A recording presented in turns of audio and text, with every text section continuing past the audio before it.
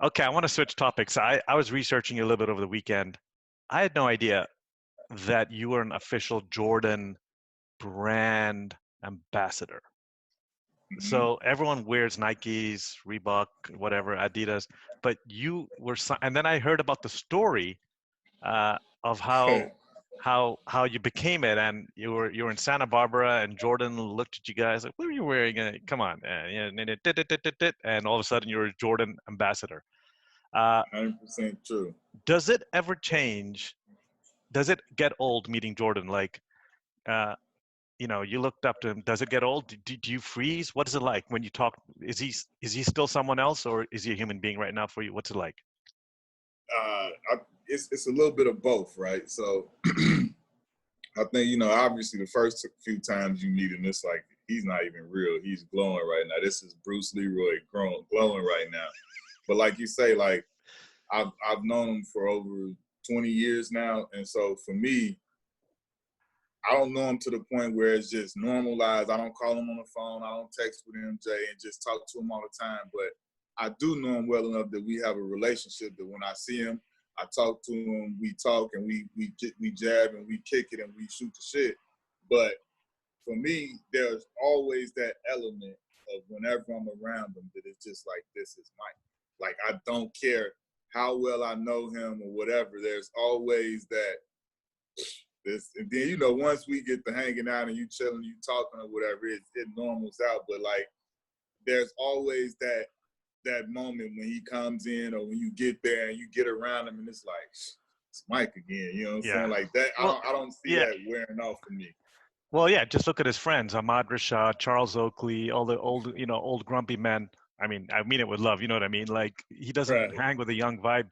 Even Kobe, he probably wasn't friends. It was more like, "Hey, Mike, teach me this, teach me that. What was it like to do this, to do that?" It was a mentorship. I don't think he was probably very friendly. He doesn't strike me as a guy that will get friendly with many other people just by looking at the Last Dance, unless you're like within an inner circle that knows him from like way back.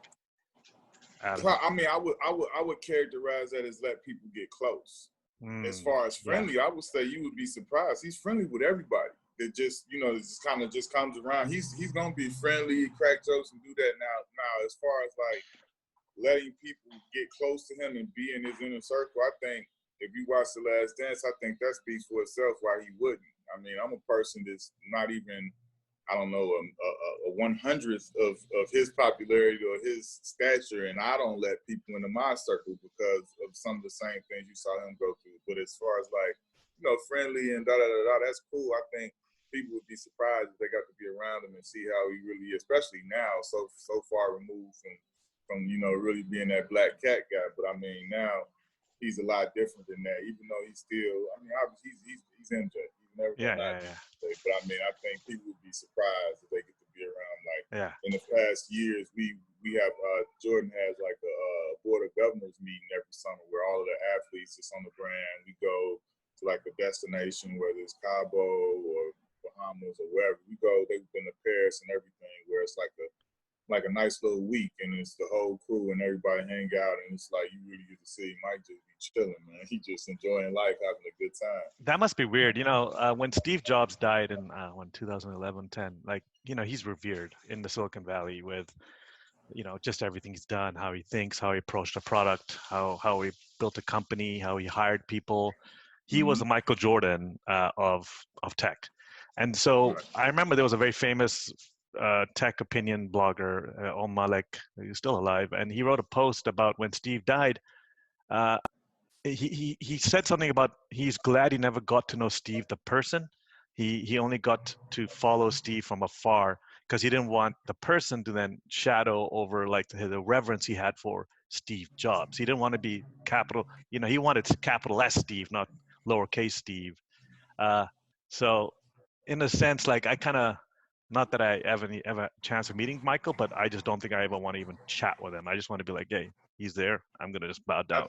I I totally understand that for some people. I mean, that's the whole thing. Like, some people never want to meet, their hero or somebody they look up to or think so highly of, and then it doesn't go that way, and then your opinion has to change based on your personal, situation with them. But that had nothing to Yeah, do with yeah, yeah. everything that you love them about. But so I get that. But I mean, luckily for me, my experience with MJ, he was obviously my childhood hero and stuff like that. It was nothing short of amazing. You know what I'm saying?